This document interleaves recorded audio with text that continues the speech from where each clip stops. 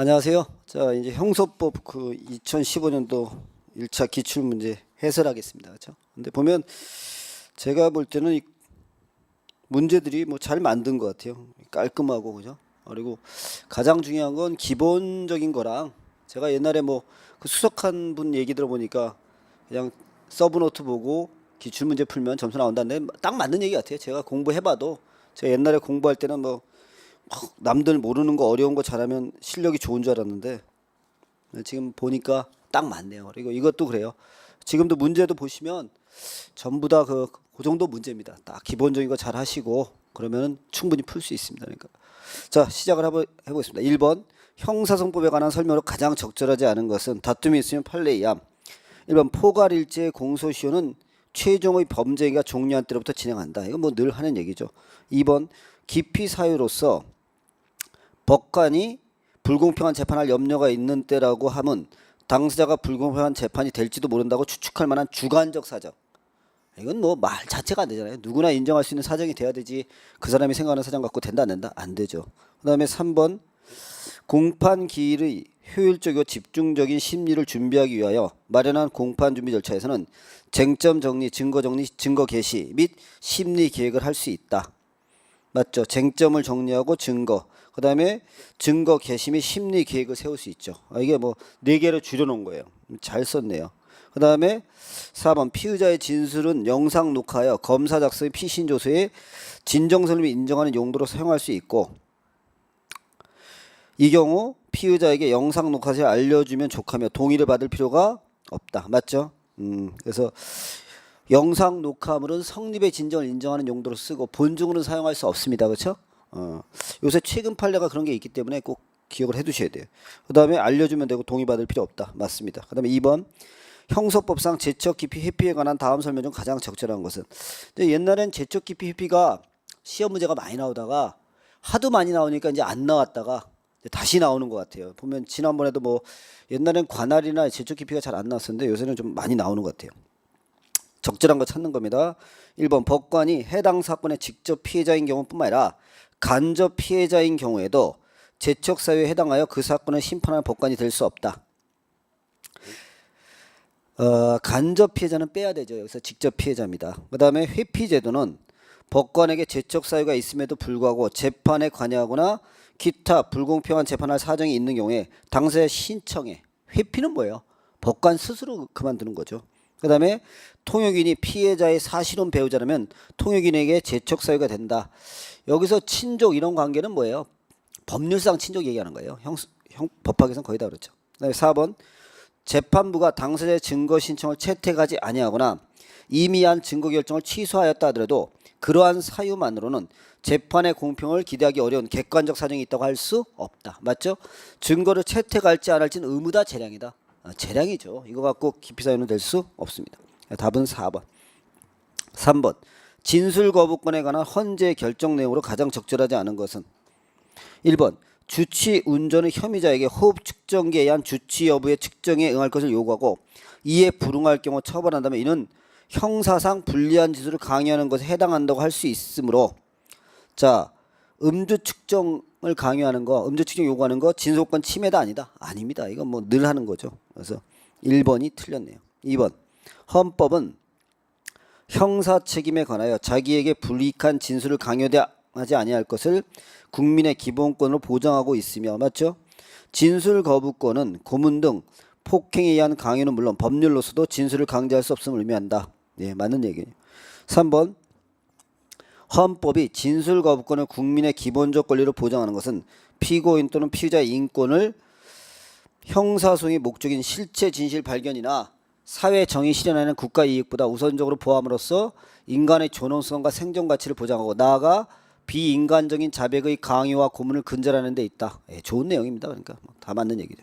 4번 진술 거부권은 현재 피의자나 피고인으로서 수사 또는 공판 절차에 계속 중인 자뿐만 아니라 장차 피의자 피고인이 될 가능성이 있는 자에게도 보장되며 형사 절차에서만 보장되는 것은 아니고 행정 절차나 국회에서 질문 등에서도 보장된다 안 된다? 된다. 자기의 형사 책임에 대해서는 다 거부할 수 있죠.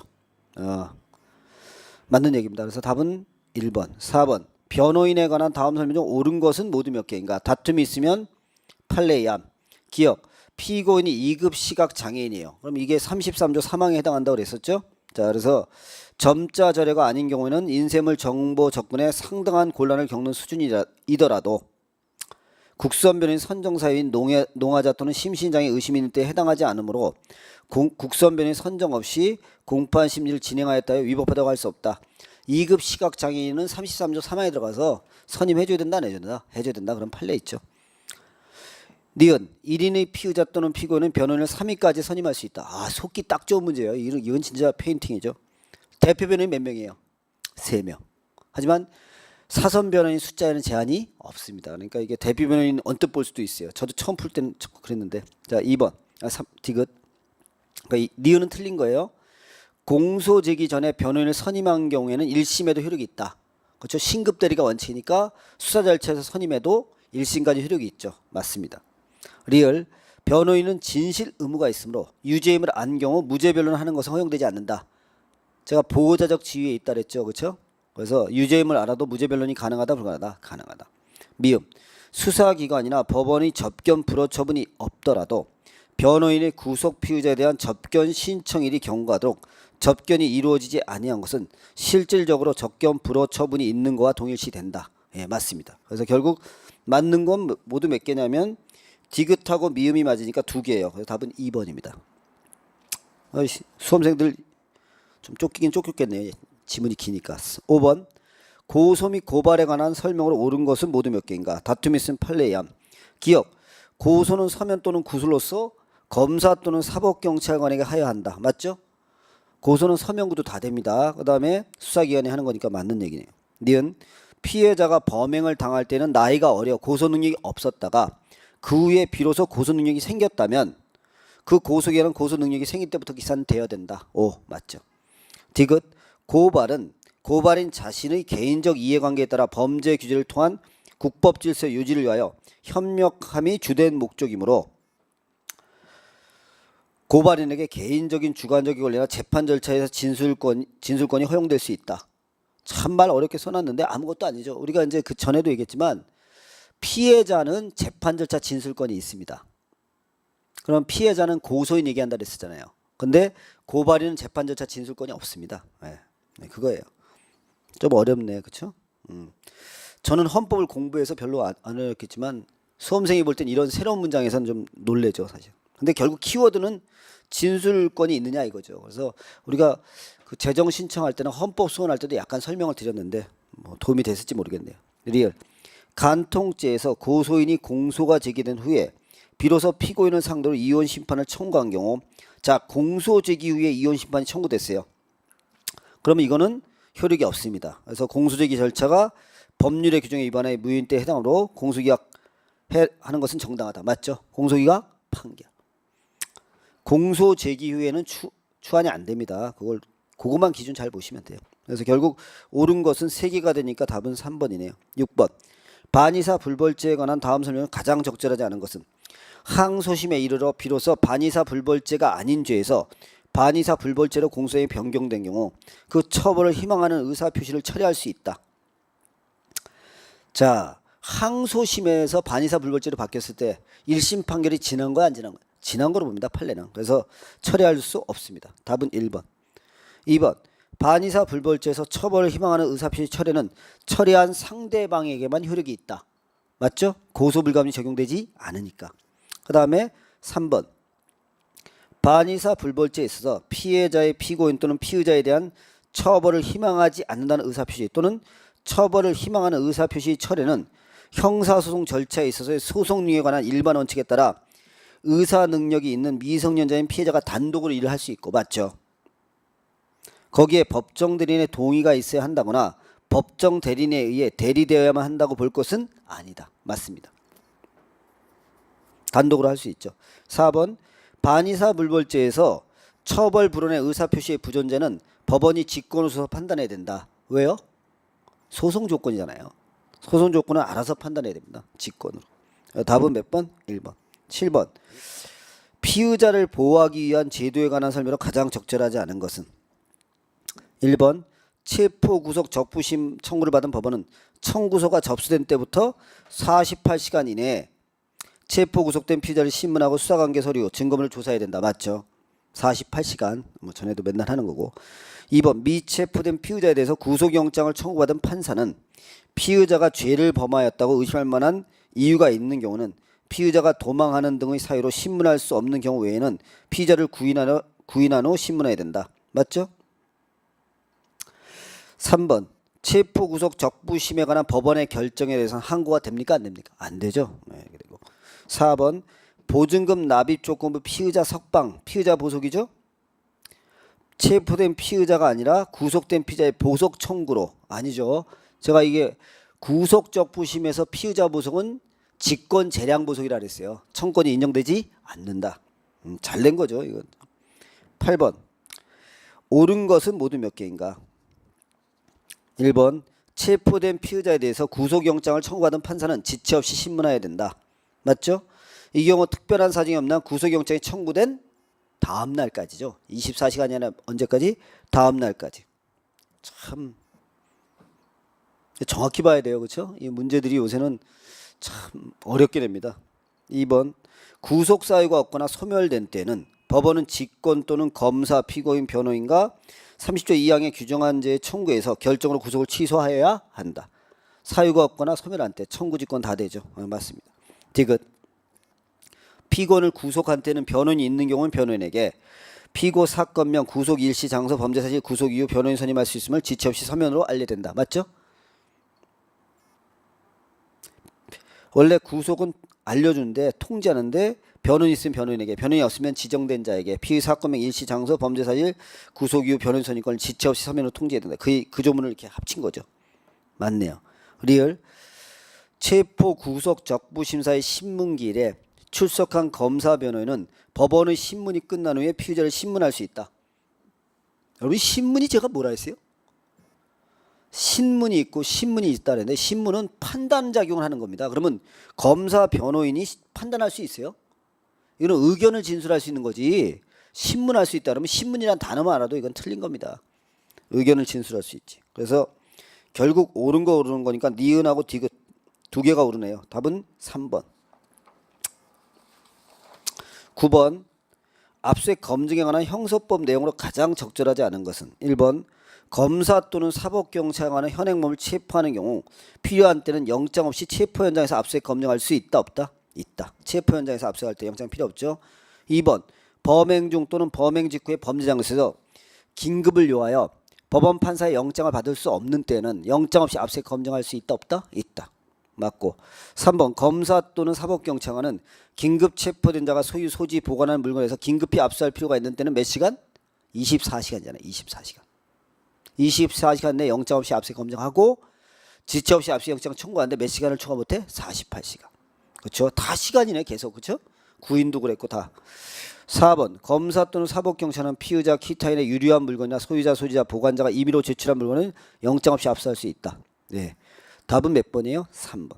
10번 디지털 정보 저장 매체 압수 및 증거 사용에 관한 다음 설명 중 가장 적절하지 않은 것은 다툼 있음 판례야. 1번 압수물인 디지털 저장 매체로부터 출력한 문건을 증거로 사용하기 위해서는 정보 저장 매체 원본에 저장된 내용과 출력한 문건의 동일성이 인정돼야 되고 맞죠? 그대로 유지돼야 되고 이를 위해서는 디지털 저장 매체 원본이 압수 시부터 문건 출력 시까지 변경되지 않았음이 담보되어야 한다.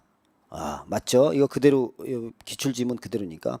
2번 컴퓨터용 디스크에 기억된 문자 정보를 증거로 사용하는 경우는 읽을 수 있도록 출력하여 인증한 등본을 낼 수 있다.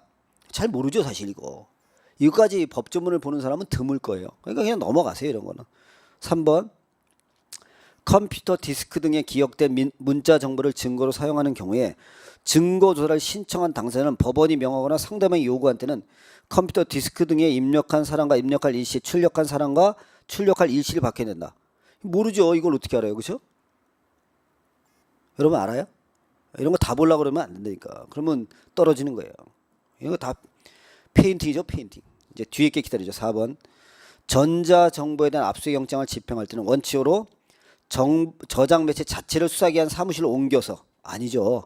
이게 뭐라 했어요? 제가 이 압수가 우리 처음 배울 때 정보에 대한 압수는 먼저 출력을 하고 출력이 불가능하거나 현저히 곤란할 때 일단 저장 매체 전체를 압수할 수 있다 이렇게 돼 있잖아요. 딱 그게 답인데 뭐. 그러니까 이것 때문에 또 이제 나중에 규칙도 조문들 보는 분들 나옵니다. 그렇죠? 그러지 마시고 그렇게 되면 공부를 포기해야 돼요. 그렇게 하지 마시고 그냥 정확한 걸 맞추니까. 지금 문제 보세요. 전부 다 보던 건데 정확하지 않으면 틀리는 거니까. 시험은 제가 볼 때는 그게 중요한 것 같아요. 그렇죠? 버릴 수 있는 힘 그리고 자기를 믿는 힘 이게 제일 중요한 것 같아요. 자, 11번. 공소제기 효과에 관한 다음 설명은 가장 적절하지 않은 것은 1번 공소제기에 의해 사건은 법원에 계속되고 공소시효 진행이 정지되며 법원은 검사가 공소제기한 사건에 관하여 심판해야 된다. 맞죠? 공소제기에서 법원에 계속되고 공소시효 진행이 정지되며 법원은 검사가 공소제기한 사건에 한하여 심판해야 된다. 맞죠? 2번 공소가 제기되면 동일 사건에 대해서 다시 공소제기할 수 없으므로. 맞죠? 동일 사건이 수개의 법원에 계속된 때. 자, 동일 사건이 수개의 법원에 계속되면 이게 뭐예요? 관할의 경합이잖아요. 경포 취사. 경 뭐예요? 관할의 경합. 공소기각 결정. 오늘도 제가 어디 커피 먹으러 갔는데 어떤 분이 김 선생님이죠? 그러더라고요. 그래서 내가 웃으면서 쪽팔려고 가만히 있었죠. 예, 그랬더니 그분이 그러더라고요. 저 선생님 시험 보던데 경포치사가 제일 기억나요. 그러더길래 그죠? 십몇 년 지난 분도 이 승진 공부하는 분도 이걸 기억하는데 이거 틀렸으면 좀 맞고 시작해야 돼요. 그죠? 자, 그다음에 3번. 공소 제기 후에 진범이 발견되더라도 공소 제기 효력은 진범에게 미치지 않는다. 이것도 많이 한 거고 공범 1인에 대한 공소 제기가 있어도 다른 공범자에 대해서는 그 효력이 미치지 않지만 맞습니다. 공범 1인에 대한 공소시효 정지 효과는 다른 공범자에 대해서 효력이 미친다 미치다? 미치죠. 12번. 그래서 11번은 답이 2번입니다. 12번. 공소시효에 관한 다음 설명 중 가장 적절하지 않은 것은 공소시효의 결정 기준은 2개 이상의 형을 병과할 범죄는 중한형이고. 맞죠? 형법에 의해서 가중강경할 땐 가중강경 안 되냐. 우리 법정형 하면서 엄청나게 하잖아요. 이거 답이 1번입니다. 범죄 후 법률의 개정에 의하여 법정이 가벼워진 경우는 형법 1조 2항에 의하여 당해 범죄 사실에 적용될 가벼운 법정이 공소시효 기준이 된다. 맞죠? 범죄 후 법률의 변경으로 범죄를 구성하지 않거나 감경하면 신법을 적용해야 되니까 그 신법이 법정입니다. 맞죠? 3번 공소 제기 후 공소장 변경이 이루어진 경우 변경된 범죄 사실에 대한 법정이 공소시효 기간의 기준이 되고 공소시효의 완성 여부는 당초에 공소시효가 있었던 시점을 기준으로 판단한다. 맞죠? 변경된 죄명 갖고 어디 갔었나? 공소 제기 시. 4번 검사의 불기소 처분에 대해서 재정 신청이 있으면 이에 관한 고등법원 재정 결정이 있을 때가 재정 결정이 있을 때까지예요. 확정이 아니라 결정이 있을 때까지 공소시효 진행이 정지되고 공소제기 결정이 있는 때는 공소시효에 관하여는 그 결정이 있은 날에 공소제기된 걸로 본다 안 본다? 본다. 그렇죠? 왜냐면 자 재정 결정 떨어지고 나서 그다음에 공소제기 한단 말이에요. 그럼 원래는 여기서부터 공소시효가 정지돼야 되는데 여기서부터. 근데 그렇게 되면 여기서 재정 결정이 떨어지면 이런 절차를 밟아야 되는데 여기서 공소시효 완성되면 문제가 생기니까 요때부터 공소제기는 걸 본다 안 본다? 본다. 이렇게 얘기하시는 거죠. 자, 맞습니다. 그래서 답은 몇 번? 1번. 13번. 공판 준비 절차에 관한 다음 설명 중 가장 적절하지 않은 것은 1번. 공판 준비길에 신청하지 못한 증거라도 공판길에 법원은 직권으로 증거할 수 있다. 원래 공판 준비길에 신청하지 않은 증거는 실권여가 생겨요. 그렇죠? 근데 예외가 뭐가 있어요? 뭐 공판 절차 현저한 지연을 초래할 염려가 없다든가. 그다음에 직권으로 증서할 때, 그다음에 중대한 과실 없이 제출 못했다는 부득이한 사실을 입증하면 할 수 있어요. 그러니까 이게 지금 직권 넣은 거죠. 2번 국민참여재판과 달리 통상 공판 절차에서 공판 준비 절차에 붙일 것인지 여부는 의무다 재량이다. 재량이죠. 재량. 재판장의 재량이에요. 아 이거 잘 냈어요. 그렇죠? 좀 형사법을 공부한 사람이 문제를 만든 것 같아요. 이게 법원인지 재판장인지 이게 중요하거든요. 근데 딱딱 그 부분에 들어가 있네. 3번 공판 준비 절차는 주장 및 입증 계획을 서면으로 준비하거나 공판 준비기를 연어 진행한다. 맞죠?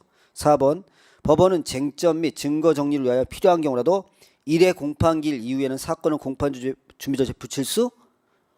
자, 1회 전만 되는 게 아니라 이 길간에도 가능하다, 불가능하다? 가능하다. 그 다음에 변론의 재개 균형 준용된다. 이거 늘 하는 거 아니에요. 답은 몇 번이요? 4번. 14번. 1심이 공소장 부분을 피고인 또는 변호인에게 송달하지 아니한 채 공시송달 방법으로 피고인을 소환하여 피고인의 공판길에 출석하지 아니한 가운데 1심 공판 절차가 진행된 경우에 관한 설명이다. 가장 적절하지 않은 것은 공소장 부분을 송달 안 하고 공시송달 방법으로 했어요. 그게 잘못된 거죠. 자, 보겠습니다. 1심이 공소장 부분을 피고인 또는 변호인에게 송달하지 아니한 채 공판 절차를 진행하였다면 이는 소송 절차에 관한 법령을 위반한 경우에 해당한다. 맞죠? 말 그대로예요. 판례를 몰라도 풀어요. 이건. 2번. 피고인이 1심 법정에서 이의함이 없이 공사에 관하여 충분히 진술할 기회를 부여받았다 하면 이거 보세요. 공시송달 했어요. 그래서 피고인을 소환했는데 자, 만약에 피고인이 나와서 충분히 진술할 기회를 부여받았다. 그럼 문제가 없는 거예요. 제대로 한 거니까. 그래서 방어권 침해로서 판결에 영향을 미친 위법에 해당한다. 아니죠. 방어의 기회를 충분히 줬는데 지금 공시송달이 문제가 되는 이유는 뭐예요? 피고인 변호인을 안 불러냈기 때문에 이게 문제가 되는데 충분한 변명 기술을 줬다 그러면 이건 하자 치유되죠. 그러니까 2번이 틀렸어요. 3번. 피고인이 공판길에 출석하지 아니한 가운데 1심 절차가 진행되었다면 위법한 공판 절차에서 이루어진 소송에 의해서 효력이 없다. 맞죠? 피고인이 출석하지 아니한 채 1심이 진행되면 위법이고 그래서 효력이 없죠. 소송에 의해서 무효입니다. 4번. 항소심은 피고인 또는 변호인에게 공소장 부분을 송달하고 적법한 절차에 의해서 소송인을 새로 한 후 항소심에서의 진술 같은 것을 등 심리 결과에 기초해 다시 판결해야 된다 안 해야 된다. 공소장 부분 송달이 지금 공시송달이 잘못됐으니까 2심에선 파기 자판이 원칙이잖아요. 그러니까 새로 증거사에서 판결해야 된다 안 해야 된다. 해야 되죠. 이건 느낌으로도 맞춰요. 그러니까 이건 이제 판결문을 오려서 붙여서 낸 건데 제가 볼 때는 쭉 읽어보면 답을 찾죠. 15번.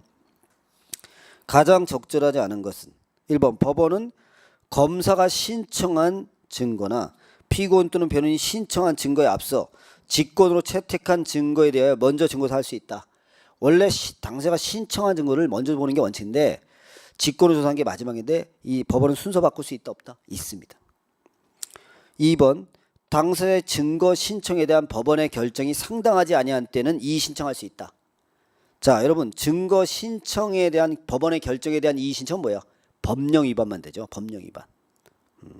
늘 나오는 거예요. 3번. 법원은 증거 신청을 기각하는 경우 증거 신청인으로부터 당의 증거 서류 및 증거물을 제출받아서는 아니 된다. 맞죠? 4번. 법원은 검사, 피고인 또는 변호인이 고의로 증거를 뒤늦게 신청하여 공판의 완결을 지연하는 것을 인정한 때는 직권 또는 신청에 따라 각하 결정할 수 있다 없다? 있다. 실권여죠. 16번. 피해자 진술권에 관한 설명으로 가장 적절한 것은 1번. 형사 피해자의 진술권은 헌법과 형사소송법에 명문으로 규정되어 있는 것은 아니다. 규정이 있죠. 피해자 진술권이 있어요 없어요? 있어요. 형사 피해자 재판절차 진술권이 있고 자 헌법에 규정이 있습니다. 2번. 법원은 범죄로 인한 피해자 또는 그 법정들의 신청인 때는 그 피해자 등을 증인으로 신문할 수 있다. 하여야 한다. 하여야 한다. 맞죠? 다만 피해자 등이 이미 사건에 관하여 공판 절차에서 충분히 진술하여 다시 진술할 필요가 없다고 인정되는 경우 또는 피해자 등의 진술로 인하여 공판 절차 현저하게 지연될 우려가 있는 경우에는 그러하지 아니하다. 맞죠? 원래 우리가 이제 피해자를 증인으로 신청해야 되는데 의견 진술의 기회를 줘야 돼요. 근데 얘가 두 가지 있어요. 현저한 지연은 공판 절차에서 충분히 진술했을 때, 그 다음에 그 현저한 지연 초래할 때, 그렇죠? 이럴 땐 예외가 되니까 딱 맞네요. 3번. 피해자의 정보권을 보호하기 위하여 피해자 또는 법정들의 신청이 있는 때는 당해 사건의 공소제기 여부 등을 통지하여야 하나 피해자에게 공판기록 열람 등 사건은 인정되지 않는다. 피해자의 알 권리 때문에 공판기록 열람 등 할 수 있다 그랬죠? 누구한테 신청한다? 재판장한테. 그 결정에 불복할 수 없다. 얼마나 많이 나와요. 4번. 피해자의 진술권을 보장해서 필요한 변호인의 도움을 받을 권리나 공판 절차와 수사 절차에서 신뢰관계자의 동석은 현행법상 인정되지 않는다. 자, 신뢰관계자 동석제도 있어요 없어요? 있습니다. 그렇죠. 범죄 피해자를 증인으로 신문할 때 동석할 수 있는 제도가 있죠. 답은 몇 번이에요? 2번. 독수의 과실이론에 관한 설명으로 가장 적절하지 않은 것은 독수의 과실이론이란 위법하게 수집된 증거에서 발견된 2차 증거의 증거능력을 배제하는 이론이다. 맞죠? 2번 대법원은 위법 수집 증거에 의해서 획득한 2차 증거도 원칙적으로 유죄 인정의 증거로 삼을 수 있다고 판시한 바 있다. 이건 그냥 바로 틀렸죠. 위에 개념하고 완전히 틀리잖아요. 2차 증거도 원칙적으로 증거로 삼을 수 없죠. 3번 적법 절차에 따르지 아니하고 수집한 증거를 기초로 획득한 2차 증거라도 1차 증거 수집과의 사이에 인과관계 희석 내지 단절 여부를 중심으로 2차 증거 수집과 관련된 모든 사정을 전체적 종합적으로 고려하여 예외적인 경우 유죄 인정의 증거로 사용이 가능하다 불가능하다? 가능하죠. 왜냐하면 2차 증거는 추가로 발생한 사정까지 고려해야 돼요. 근데 거기서 인과관계가 만약에 단절된다. 적법성이 보장된다. 그럼 쓸 수 있죠.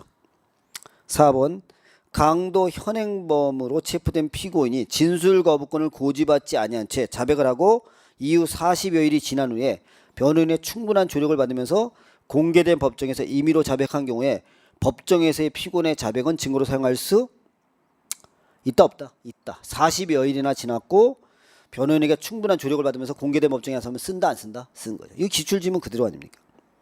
답은 몇 번? 2번. 18번 자백의 보강 법칙에 관한 다음 설명은 가장 적절하지 않은 것은 1번 피고인이 범행을 자인하는 것을 들었다는 피고인 아닌 자의 진술 내용은 피고인 자백에 대한 보강증거가 될 수 없다. 이건 늘 나오죠. 왜냐하면 똑같은 얘기가 반복된 건데 보강증거 되려면 독립된 증거가 돼요. 그 다음에 2번 공범인 공동피고인의 진술은 다른 공동피고인의 자백에 대한 보강증거가 될 수 있다 없다? 있죠. 자백에 대한 보강증거는 범죄 사실 전부 또는 중요부분을 인정할 수 있는 정도가 되지 아니하더라도 자백이 가공적인 것이 아닌 진실한 것임을 인정할 수 있는 정도만 되면 족할 뿐만 아니라 맞죠? 진실성 담보설 직접 증거가 아닌 간접 증거나 정황 증거도 보강증거가 될 수 있다 없다? 있죠. 이제 4번이 이제 문제죠. 4번이 그러니까 이게 1, 2, 3이 명백한 문제들 아니에요. 그러니까 답을 그냥 무조건 4번 찍어야지. 이걸 뭐 고민해 이 판례가 기억이 안 나느니 뭐 이러면 안 되고. 자, 1심 법원이 증거의 요지에서 피고인의 자백을 뒷받침할 만한 보강 증거를 거시하지 않았어요. 여러분, 우리가 자백하면 보강 증거가 있어야 돼, 없어야 돼? 있어야 되는데 그걸 안 써놓은 거예요. 그럼 이거 적법이야, 위법이야? 위법이죠. 그러면 1심에서 위법했어요. 그럼 2심은 어떻게 돼? 2심은 어떻게 돼, 이걸? 1심 재판이 위법이면 이제 항소할 거 아니에요. 항소하면 어떻게 돼? 그럼 여기 위법이니까 이걸 깨야 돼, 안 깨야 돼? 깨야 된다니까. 파기를 해야 되는데 2심이 어떻게 처리했냐면요. 적법의 증거를 맞춰 채택한 증거들로 피고인의 자백을 뒷받침해 충분한 경우 1심 판단을 유지한 것은 1심 판단을 유지한 거잖아요.